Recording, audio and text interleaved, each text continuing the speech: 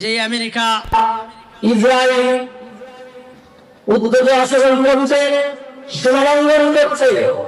এর আগে হাসাস ছিলেন ফিরআউন, হামান, কারণ নমরুদ, এ সমস্ত জাতির লোকেরা তারাও উদ্ধত হয়েছে, ইমানদারদের সাথে খারাপ ব্যবহার করেছে। এই সংরক্ষণের দায়িত্ব আল্লাহ নিয়েছেন বলেই কোরআন নিয়ে যখন ঠাট্টা বিদ্রূপ করা শুরু করেছিল, তখনই আল্লাহ সূরা হিজর নাজিল করেছেন, রাসূলকে নাজিল করে সাবধান সতর্ক করেছেন। পৃথিবীতে এখন এই কোরআন নিয়ে ঠাট্টা বিদ্রূপ করে, আর ঠাট্টা বিদ্রূপের পরিণাম হিসাবে আল্লাহর পক্ষ থেকে গজব নাজিল হয়, সেটা এখনো দেখা যায়।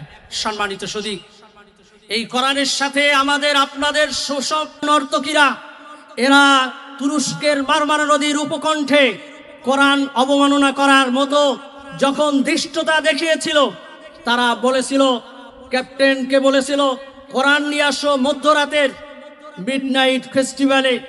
এই কোরআনকে তারা অবমাননা করছে, লাঞ্ছিত করার জন্য, মুসলমানকে অপদস্থ করার জন্য পরিকল্পিতভাবে সেই নগ্ন অর্ধনগ্ন মিডনাইট ফেস্টিভ্যাল, অবসরপ্রাপ্ত সৈনিকদের, সেনাদের অনুষ্ঠান, বিদায় অনুষ্ঠান আমরা করি। এই জাতীয় অনুষ্ঠানে মদ, গান, নাচাপিসা, নর্তকী এগুলো দিয়ে, আর সেই আসলে এই কোরআন নিয়ে এসে আল্লাহ নাকি কোরআন সংরক্ষণ করেন।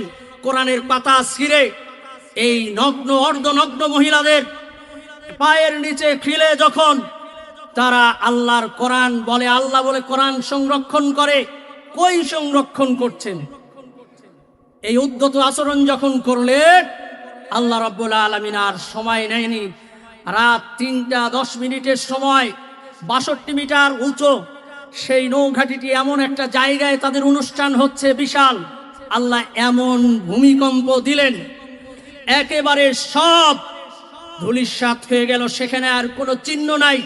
আমেরিকান একজন ডুবুরিকে সেখানে নামিয়ে দেওয়া হয়েছিল।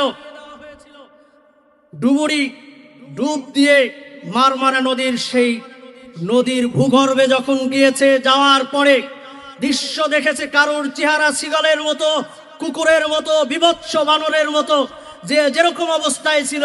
এই বিভৎস দৃশ্য দেখার পরে সে উঠে এসে বলছেন, সারা পৃথিবীর সম্পদের বিনিময়ে যদি আমাকে দেওয়া হয়, এখানে আমি আর দ্বিতীয়বার ডুব দেব না। বন্ধুগণ, আল্লাহ রাব্বুল আলামিন সেদিন দেখিয়েছেন, এখন যে দেখাবেন না এমনটি নয়। কোরআন নিয়ে যারা ঠাট্টা বিদ্রূপ করবে, কোরআনের সাথে যারা সুসম্পর্ক রাখবে না, নাস্তিক যারা হবে, এই পৃথিবীতে আল্লাহ রাব্বুল আলামিন তাদেরকে এমন শিক্ষা দিবেন, জাতি সেটা চিরজীবন স্মরণ রাখবে। ওই গজবের অবস্থাগুলো মানুষেরা দেখতে থাকবে। আর আল্লাহ যেমনটি ফিরআউনের ব্যাপারে বলছেন, এই নিদর্শন ফিরআউনকে আমি রেখেছি, যারা আবার সীমা লঙ্ঘন করবে তারা যেন দেখে ভয় পায়। আল্লাহ রাব্বুল আলামিন সূরা ইউনূসের 91 নম্বর আয়াতে বলেন, হাল ইয়াওমা নুনাজ্জিকা বিবাদানিকা লিতাকুনা লিমান খালকাকা আয়া। আল্লাহ রাব্বুল আলামিন 3164 বছর নীল নদের মধ্যে ফিরআউনকে পানির মধ্যে রেখেছিলেন। সমুদ্রের কুমির, হাঙর কোনো কিছুই স্পর্শ করেনি, কারণ ওই ফিরআউনের শরীরের উপরে আল্লাহ রাব্বুল আলামিন 144 জারি করে দিয়েছেন, যাতে কেউ স্পর্শ না করে, কারণ আল্লাহ তার শরীরটা অক্ষত রাখবেন। আর পৃথিবীর মানুষ দেখবে, দেখে যেন ভয় পায়। আল্লাহ বলছেন যে আমার নিদর্শন দেখে তারা যেন ভয় পায়। আল্লাহু আকবার। অতএব কোরআনের সাথে আমরা থাকবো, থাকলেই আমাদের আল্লাহ সুবহানাহু ওয়া তাআলা রহমত দিবেন। কোরআনের সাথে যারা ঠাট্টা বিদ্রূপ, যারা অহংকার করবে, মিথ্যাচার করবে, আল্লাহর গজব তাদের জন্য অনিবার্য। আল্লাহ সুবহানাহু ওয়া তাআলা আমাদেরকে কোরআনের সাথে থাকার তৌফিক দিন। ওমা তৌফিকি ইল্লা বিল্লাহ।